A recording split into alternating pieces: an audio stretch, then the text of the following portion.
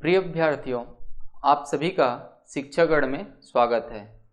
मैं Yogesh शिक्षागढ़ online platform के माध्यम से आप सभी को छत्तीसगढ़ सामान्य अध्ययन के बारे में पढ़ा रहा हूँ। पिछले क्लास में हमने देखा था बस्तर संभाग के एक आउटलेट मैप के बारे में। उसके बाद मैंने बताया था कि बस्तर संभाग के एक एक जिलों के बारे में आप पढ़ना शुरू करेंगे। तो आज सबसे पहले हम देखेंगे बस्तर संभाग के कांकेर जिले के बारे में। ठीक है, तो देखिए, सबसे पहले देखिए तो कांकेर जिले के बारे में। अगर कांकेर जिले के गठन की बात करें तो कांकेर जिला बस्तर जिले से अलग होकर 1998 में गठित हुआ था। इसको तो बार बार पढ़ ही चुके हैं, सबके दिमाग में सेट भी हो गया होगा, है ना। अगर कांकेर जिले में तहसीलों की संख्या की बात करें तो कांकेर जिले में कुल तहसीलों की संख्या है 7। ठीक, तो देखिए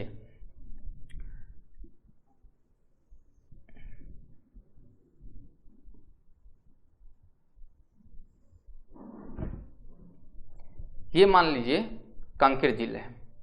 ठीक, कांकेर जिला है। तो बस्तर के आउटलेट मैप के बारे में मैं जब बता रहा था तो मैंने बताया था कि बस्तर संभाग में मुख्य सड़क में एक है नेशनल हाईवे नंबर 30 और एक बताया था स्टेट हाईवे नंबर 5। तो देखिए, कांकेर जिले से एक नेशनल हाईवे नंबर 30 गुजरेगी, ठीक है, और कांकेर जिले से स्टेट हाईवे नंबर 5 गुजरेगी, 2 सड़क मुख्य रूप से।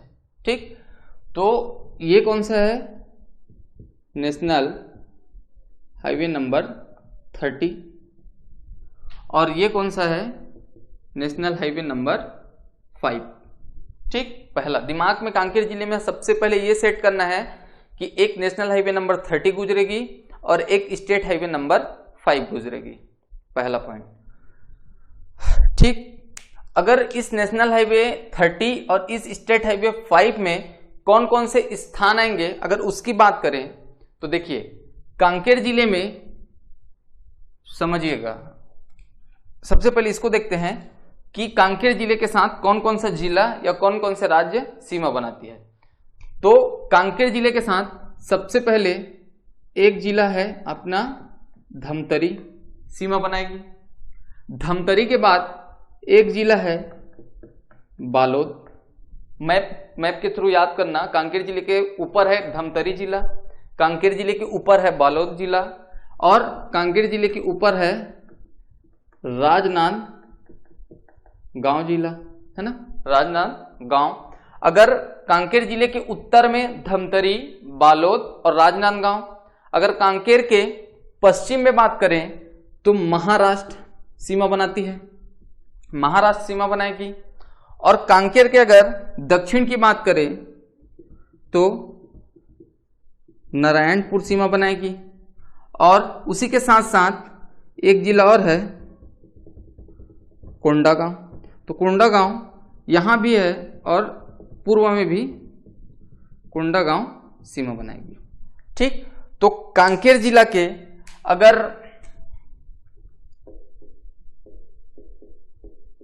सीमावर्ती जिलों की बात करें, सीमावर्ती जिलों की बात करें तो देखिए कांकेर के अगर सीमावर्ती जिलों की बात करें तो उत्तर में कौन कौन सा जिला है? एक तो है आपका राजनांदगांव, एक है आपका बालोद और एक है धमतरी। अगर पूर्व में बात करें तो कोंडागांव। अगर दक्षिण में बात करें तो एक है नारायणपुर और कोंडागांव। और अगर पश्चिम की बात करें तो महाराष्ट्र, है ना। तो कांकेर जिले के साथ कुल कितने जिले सीमा बनाती है? तो एक है राजनांदगांव, दूसरा है बालोद, तीसरा है दंतेवाड़ा, धमतरी और चौथा है नारायणपुर, पांचवा है कोंडागांव। और अगर कांकेर जिले के साथ कौन सा राज्य सीमा बनाती है तो महाराष्ट्र, पूर्व है पश्चिम में। ठीक, उसके बाद अगर धमतरी से नेशनल हाईवे 30 कांकेर जिले में जैसे इंटर करेगी तो सबसे पहले एक स्थान पड़ेगा, उसका नाम है चारामा। ठीक, चारामा के बाद कांकेर, कांकेर के बाद पंचवटी। ठीक, सबसे पहले चारामा, चारामा के बाद कांकेर, कांकेर के बाद पंचवटी। पंचवटी से जैसे आप नेशनल हाईवे 30 में आगे बढ़ेंगे तो केशकाल घाटी, ठीक, केशकाल घाटी है ना, और केशकाल घाटी से नेशनल हाईवे 30 में केशकाल शहर आ जाएगा आपका कोंडागांव जिले में। ये है नेशनल हाईवे 30। चारामा, चारामा के बाद कांकेर, कांकेर के बाद पंचवटी, पंचवटी के बाद केशकाल घाटी से आप कोंडागांव जिले में इंटर करेंगे। ठीक है, उसके बाद अगर स्टेट हाईवे 5 की बात करें तो स्टेट हाईवे 5 में सबसे पहले आपको पड़ेगा भानुप्रतापपुर, भानुप्रतापपुर, भानुप्रतापपुर के बाद पड़ेगा अंतागढ़, अंतागढ़, और अंतागढ़ के बाद पड़ेगा रावघाट माइंस। स्टेट हाईवे 5 में भानुप्रतापपुर, भानुप्रतापपुर के बाद अंतागढ़, अंतागढ़ के बाद रावघाट माइंस। रावघाट माइंस से आप अगर आगे बढ़ेंगे स्टेट हाईवे 5 में तो रावघाट शहर पड़ेगा जो कि नारायणपुर जिले में। उसके बाद यहां पे एक शहर पड़ेगा, इस शहर का नाम है दुर्ग कोंदल, दुर्ग कोंदल, और यहां पे एक शहर पड़ेगा, इसका नाम है पखांजूर। दुर्ग कोंदल और पखांजूर। तो देखिए स्टेट हाईवे में अगर जाएंगे तो भानुप्रतापपुर, भानुप्रतापपुर के बाद अंतागढ़, अंतागढ़ के बाद रावघाट माइंस। अगर नेशनल हाईवे 30 में जाएंगे तो सबसे पहले अगर धमतरी से एंटर करेंगे तो चारामा, चारामा के बाद कांकेर, कांकेर के बाद पंचवटी, पंचवटी के आगे केशकाल घाटी। ठीक, उसके बाद दुर्ग कोंदल और पखांजूर, है ना। देखिए कांकेर में कुल तहसीलों की संख्या 7, कुल तहसीलों की संख्या में 7 में यहां पे एक शहर और जोड़ लीजिएगा, चारामा और कांकेर के बीच में साइड में यहां पे इस शहर का नाम है नरहरपुर। ठीक, नरहरपुर। देखिए कुल तहसीलों की संख्या 7, कुल तहसीलों की संख्या 7 में चारामा तहसील 1, कांकेर तहसील 2, ठीक, भानुप्रतापपुर तहसील 3, अंतागढ़ तहसील 4, दुर्ग कोंदल तहसील 5, पखांजूर तहसील 6, और यह है आपका नरहरपुर तहसील नंबर 7वां। तो कांकेर जिला में कुल तहसीलों की संख्या 7, नेशनल हाईवे 30 में 2, स्टेट हाईवे 30 में 2 और पश्चिम में 2। देखिए नेशनल हाईवे 30 में सबसे पहले है आपका चारामा, चारामा के बाद कांकेर, स्टेट हाईवे 5 में भानुप्रतापपुर, अंतागढ़, फिर दुर्ग कोंदल, फिर पखांजूर और लास्ट में है नरहरपुर। तो यह है कुल 7 तहसील। 7 तहसील के बाद अगर कांकेर जिले में नदी की बात करें तो देखिए पढ़े थे ऊपर से कोटरी नदी आ रही है, पिछले वीडियो में मैंने बताया था कौन सी नदी, कोटरी नदी। इसी कोटरी नदी में गेंद सिंह जलाशय है, गेंद सिंह जलाशय, गेंद सिंह जलाशय, ठीक, या परलकोट जलाशय। कोटरी नदी के एक दूसरे नाम से भी जाना जाता है परलकोट नदी के नाम से। तो गेंद सिंह जलाशय, ठीक। उसके बाद यहां पे देखिएगा ये है मलाचकुंडम की पहाड़ी, मलाचकुंडम की पहाड़ी। मलाचकुंडम की पहाड़ी से दूध नदी का उद्गम है, मलाचकुंडम की पहाड़ी से दूध नदी का उद्गम है, ठीक, दूध नदी। और ये है धमतरी, ये धमतरी के सिहावा पर्वत से महानदी निकलती है और महानदी निकल के कांकेर जिला में इंटर करती है। महानदी और दूध नदी जहां पे मिलते हैं यहां पे है दुधावर डैम, है ना, ये है आपका दूध नदी, ये है सिहावा पर्वत से आ रही है इधर महानदी। तो महानदी और दूध नदी जहां पे मिलेंगे वहां पे क्या पड़ेगा, दुधावा डैम या दुधावा जलाशय। ठीक, उसके बाद महानदी बालोद जिले में इंटर कर लेती है। ठीक, इस मलाज कुंडम की पहाड़ी से दूध नदी निकलता है और इस दूध नदी में ही मलाज कुंडम जलप्रपात है। मलाज कुंडम जलप्रपात कौन सा जलप्रपात है, तो लिख लेना आप मलाज कुंडम जलप्रपात। और इसी मलाज कुंडम पहाड़ी के पास ही गड़िया पहाड़ है, गड़िया पहाड़।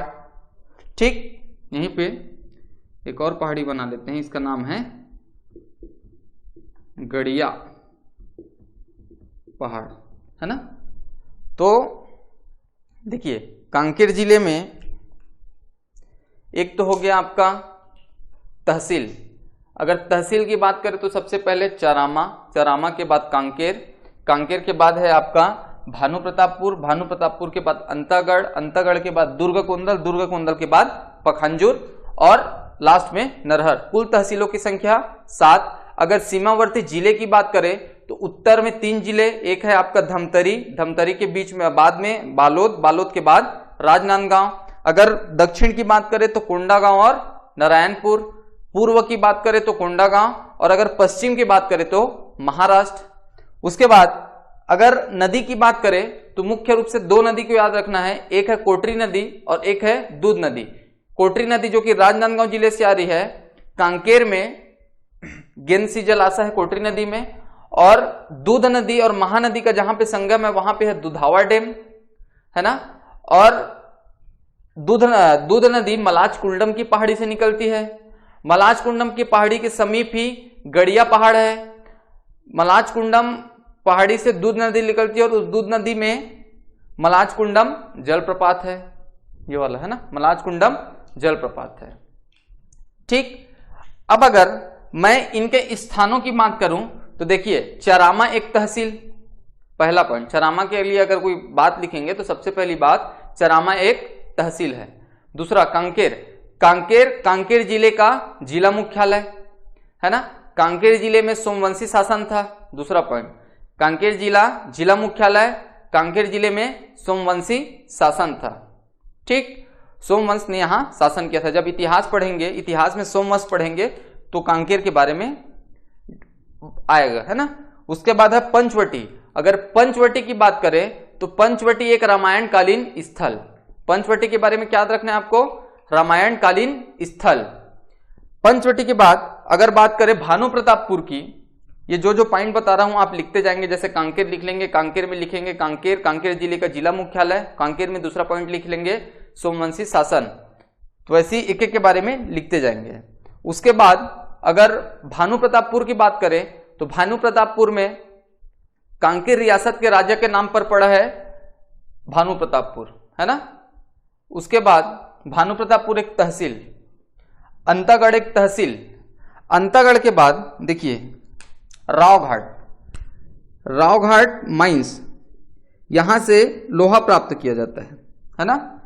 रावघाट माइंस, यहीं से बीएसपी के लिए, भिलाई स्टील प्लांट के लिए लोहा जाता है, मतलब लोहे का भंडारण है यहाँ पे। रावघाट माइंस, कांकेर जिले के रावघाट माइंस से ही भिलाई स्टील प्लांट के लिए लोहा जाता है। उसके बाद है दुर्गकोंदल एक जिला, दुर्गकोंदल के बाद जिला बोलता हूं, दुर्गकोंदल एक तहसील है। दुर्गकोंदल के बाद पखांजूर एक तहसील। पखांजूर के बाद देखिए राजनांदगांव जिले से कोटरी नदी आ रही है, कोटरी नदी में गेंदसी जलाशय है ना।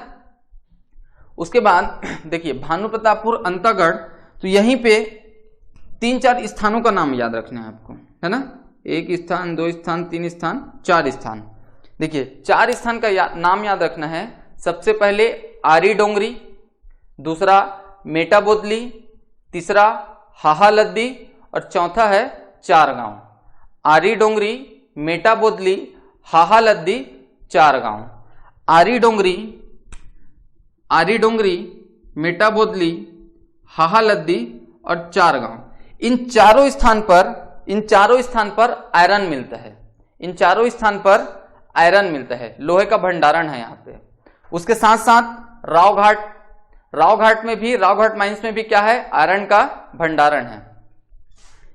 केशकाल पर्वत है ना, केशकाल घाटी, जो कि केशकाल घाटी को क्या कहा जाता है, बस्तर का प्रवेश द्वार कहा जाता है। मतलब हम ये मान के चलते हैं कि बस्तर यहीं से इंटर करते थे। पहले बस्तर को दंडकार्य कहा जाता था, तो बस्तर का प्रवेश द्वार किसे कहा जाता है, तो बस्तर का प्रवेश द्वार है केशकाल घाटी। केशकाल घाटी में तेलिंदाई का मंदिर है ना, केशकाल घाटी में तेलिंदाई का मंदिर। ठीक, तो कांकेर जिले के बारे में मुख्य रूप से आपको इतना सब कुछ याद रखना है, ये आगे चल के आपको काम आते जाएगा। ठीक, अब जैसे कोंडागांव जिले की बात करें तो देखिए, कोंडागांव जिले में कुल तहसीलों की संख्या, कोंडागांव जिले में कुल तहसीलों की संख्या है 5। कोंडागांव जिले का गठन कब हुआ था, तो 2012।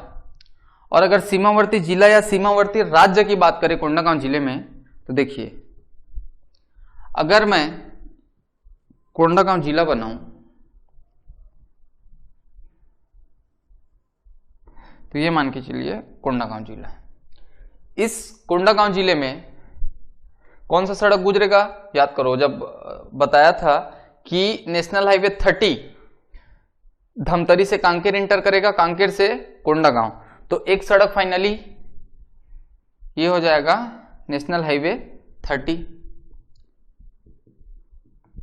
मतलब 30 नंबर की सड़क। ठीक, देखिएगा, ये कोंडागांव जिला है।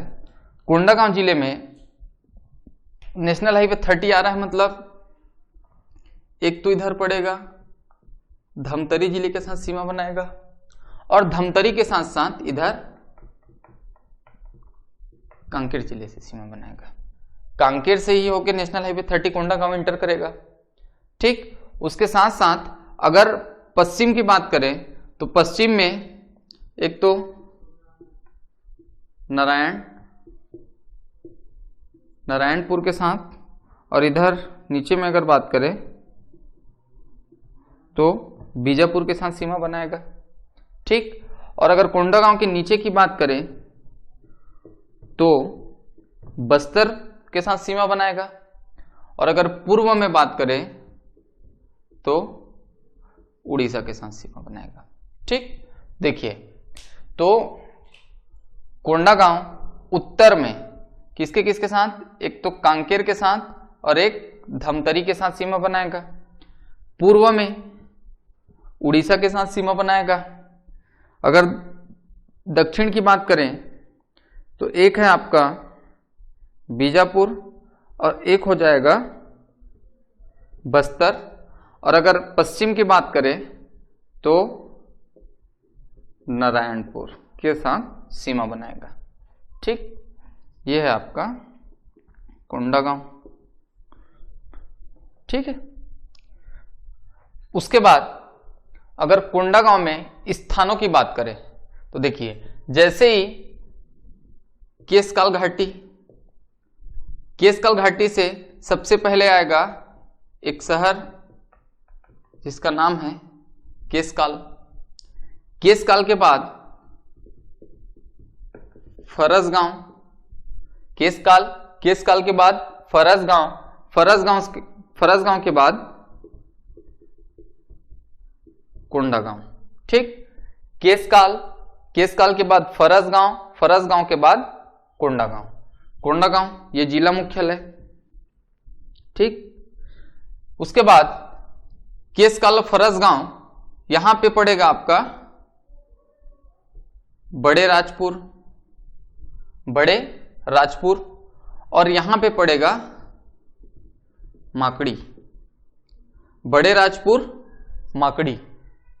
ठीक, उसके बाद कोंडागांव से, याद रखना, कोंडागांव से एक सड़क निकलेगा national highway number 130D। Kondagaon से एक सड़क निकलेगा नेशनल हाईवे नंबर 130D, जो कहां जाएगा, नारायणपुर, मतलब ये वाला नारायणपुर।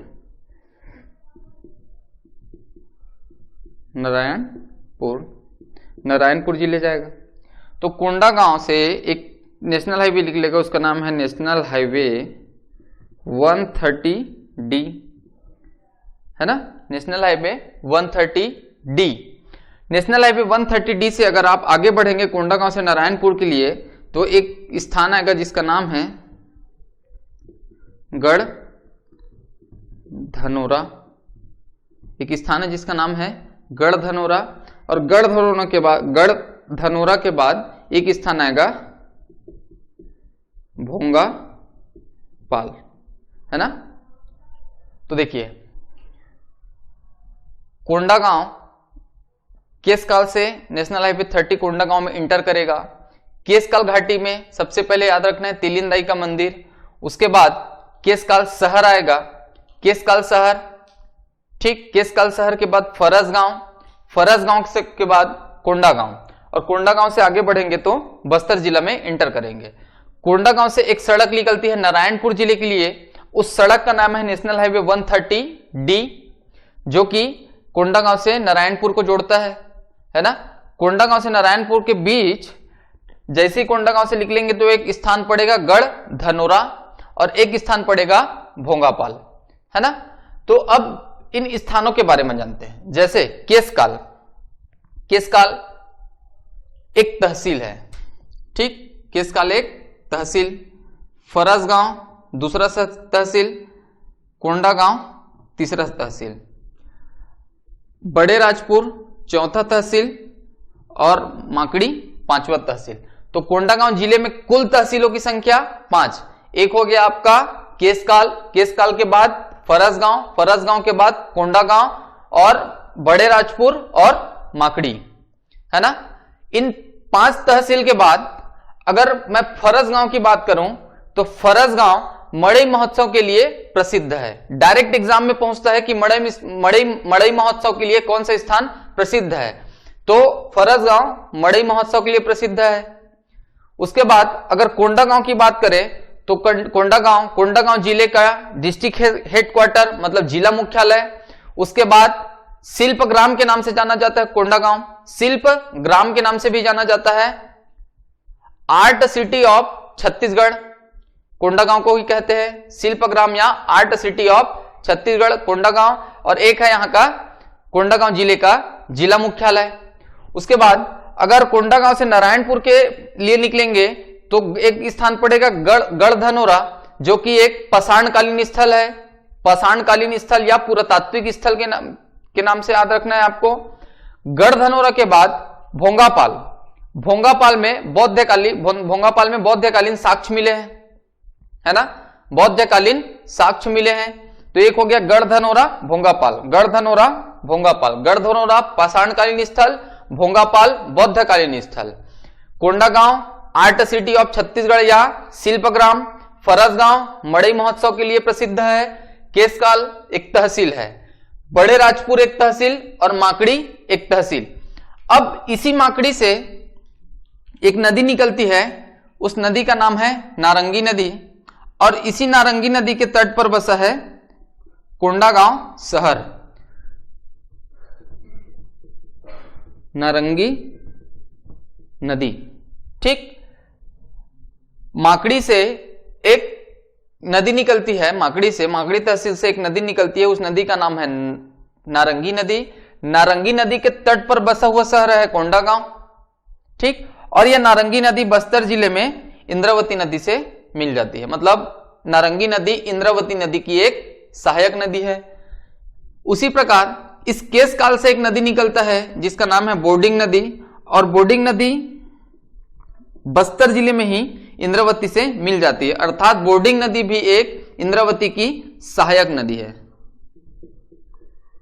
बोर्डिंग नदी, ठीक, बोर्डिंग नदी ये हो गया। अब एक आता है यहीं पे एक शहर का नाम और याद रख लेना, बड़े डोंगर,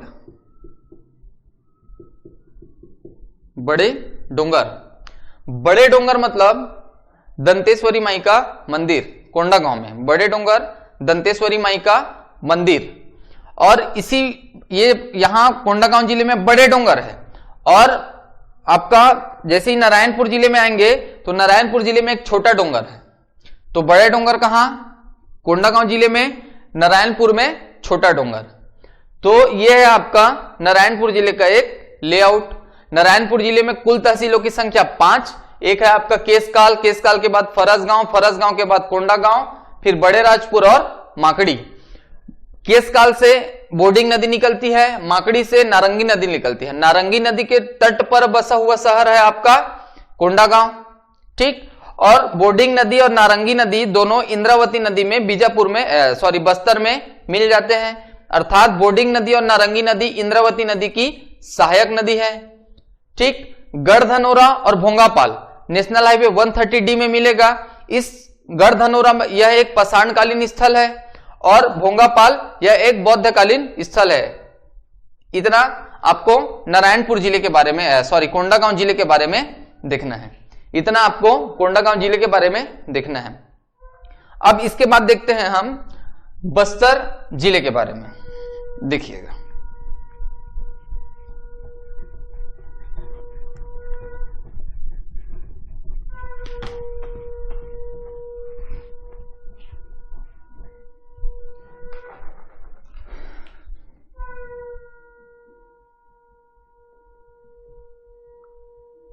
बस्तर जिला है ना। अगर बस्तर जिले के गठन की बात करें, बस्तर जिले के तहसीलों की बात करें और बस्तर जिले के सीमावर्ती जिलों की बात करें तो देखिए, बस्तर का गठन कब हुआ था? 1948 में। 1948 में और कौन कौन से जिले बने थे? एक बना था सरगुजा और एक बना था रायगढ़। तो गठन हुआ था 1948। अगर बस्तर जिले में कुल तहसीलों की बात करें तो कुल तहसील है 7, ठीक। और अगर बस्तर जिले के सीमावर्ती जिला या राज्य की बात करें तो देखिए,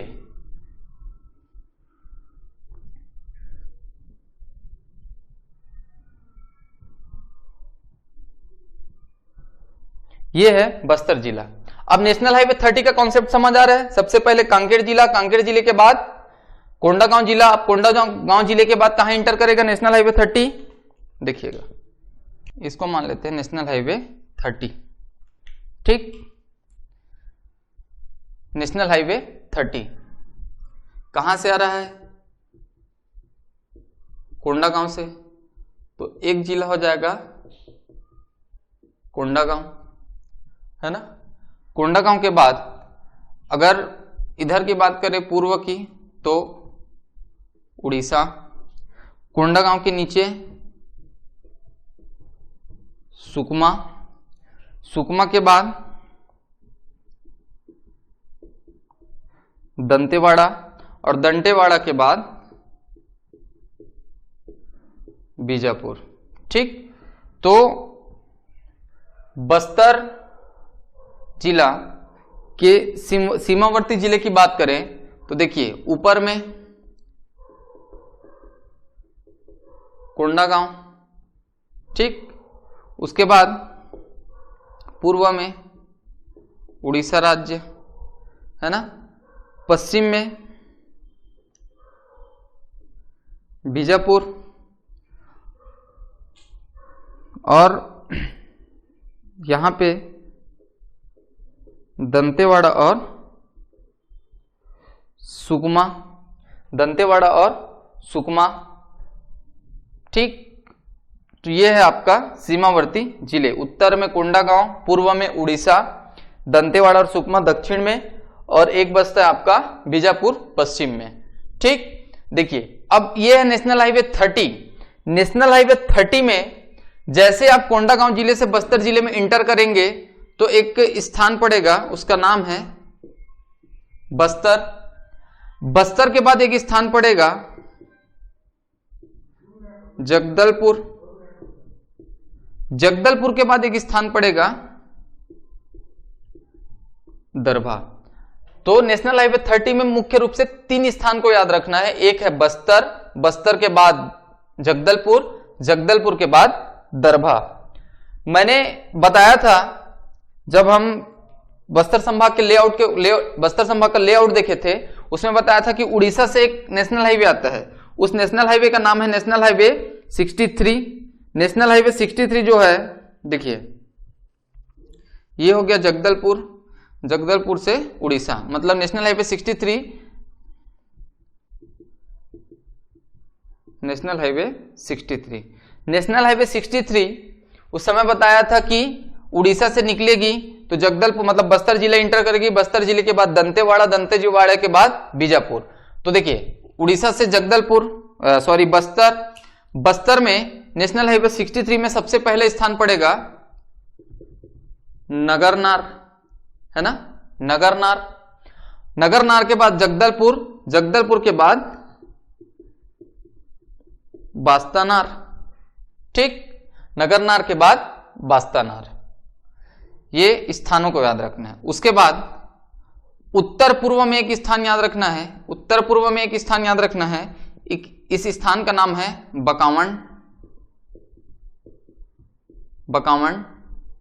बकावंड के बाद उत्तर पश्चिम में एक स्थान याद रखना है लोहांडीगुड़ा,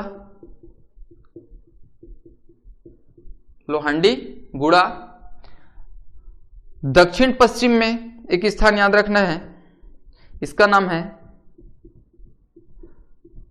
तोकापाल, ठीक। देखिए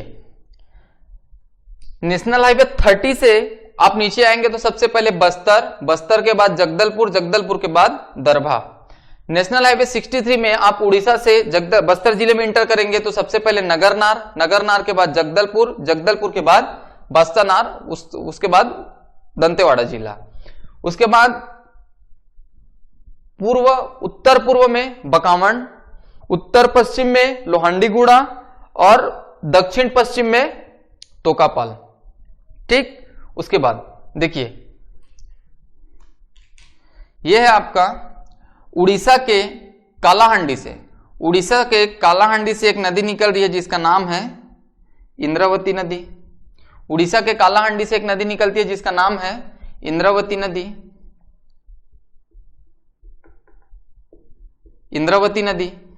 कौन सा नदी है ये? इंद्रावती नदी की कुल लंबाई है 264 किलोमीटर, ठीक। इंद्रावती के तट पर जगदलपुर शहर बसा है और कोंडागांव से आ रही नारंगी नदी और बोर्डिंग नदी इसी जिले में इंद्रावती से मिलेंगे, ठीक। तो देखिए इंद्रावती नदी उड़ीसा के कालाहांडी से निकलता है, ठीक। उसी प्रकार उड़ीसा के कोरापुट से एक नदी निकलती है जिसका नाम है सबरी नदी। सबरी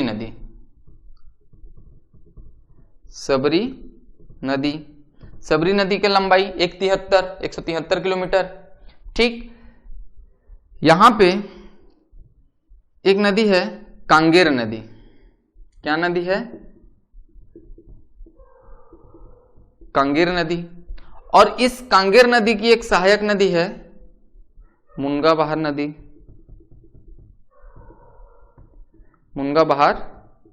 नदी। देखिए उड़ीसा के कोरापुट से सबरी नदी निकल रही है। सबरी नदी की एक सहायक नदी है कांगेर नदी और कांगेर नदी की एक सहायक नदी है मुनगा बहार नदी, ठीक। तो 4 नदी, एक इंद्रावती नदी कालाहांडी, उड़ीसा के कालाहांडी से, एक सबरी नदी कोरापुट से और एक कांगेर नदी और एक मुनगा बहार नदी। इस इंद्रावती नदी पे ये वाला स्थान चित्रकूट जलप्रपात,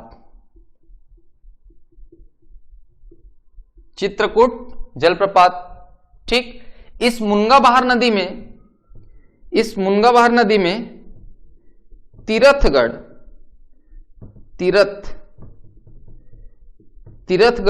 जलप्रपात, ठीक।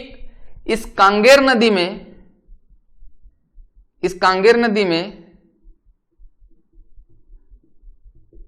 कांगेर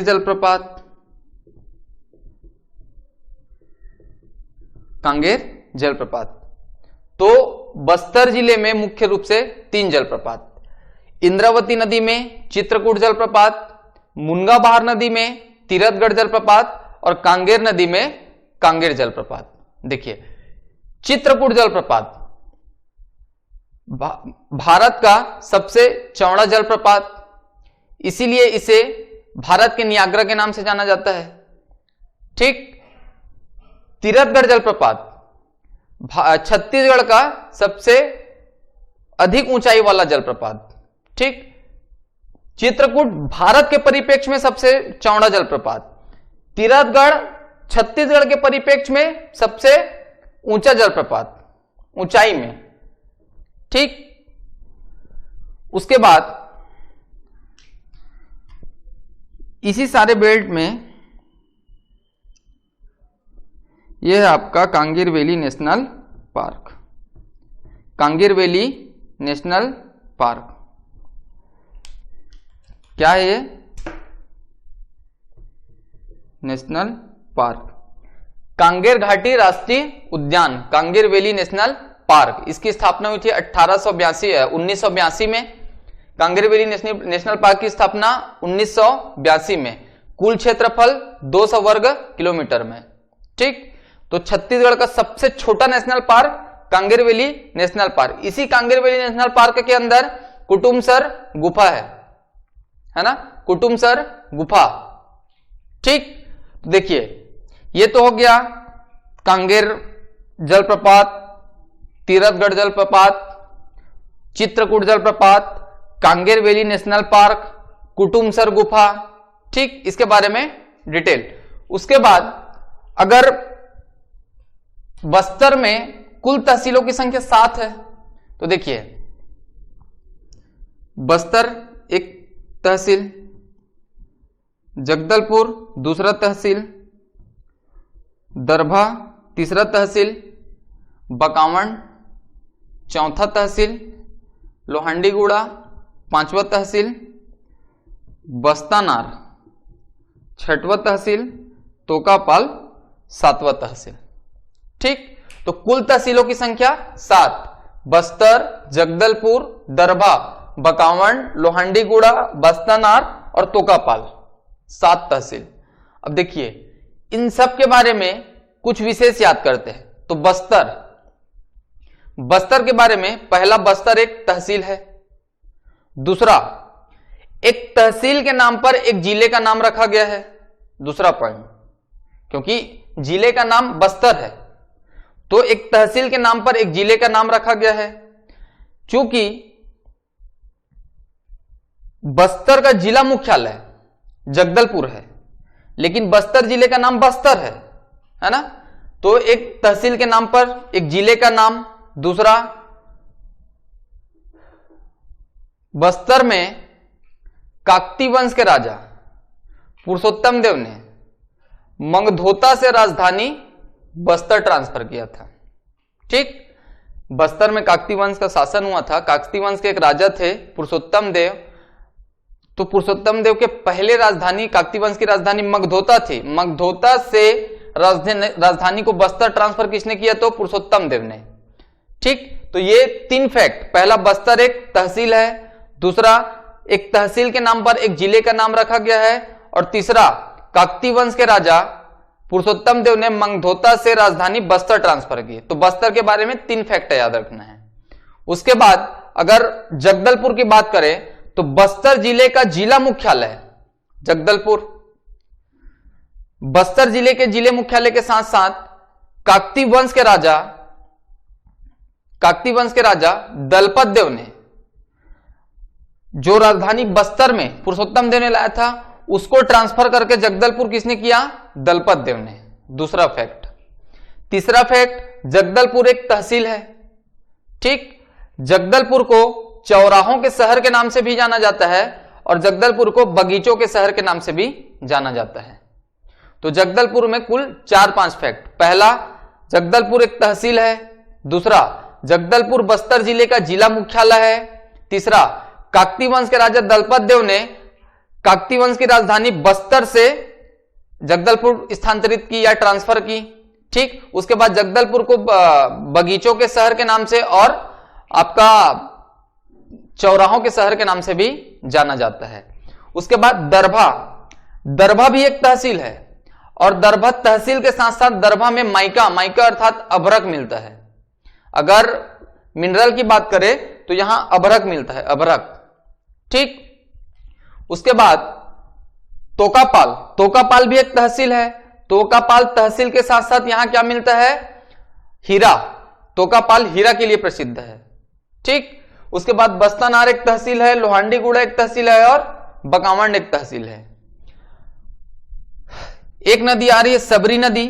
सबरी नदी की सहायक नदी कांगेर नदी और कांगेर नदी की सहायक नदी मुनगा बहार नदी।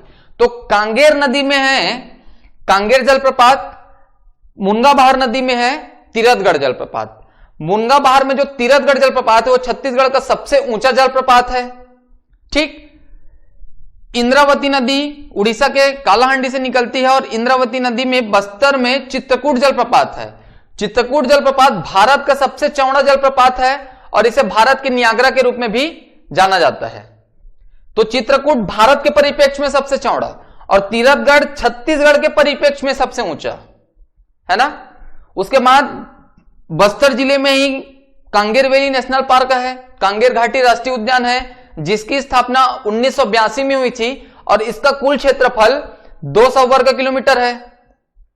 इसी कांगेर नेशनल पार्क में, कांगेर वैली नेशनल पार्क में कुटुमसर गुफा है। ठीक, तो कांकेर जिले में बस्तर जिले में आपको इतना याद रखना है। इसके आगे हम देखेंगे बीजापुर जिला, नारायणपुर जिला, दंतेवाड़ा और सुकमा, बाकी 4 जिलों को इसके आगे वाले क्लास में देखेंगे। ठीक है दोस्तों।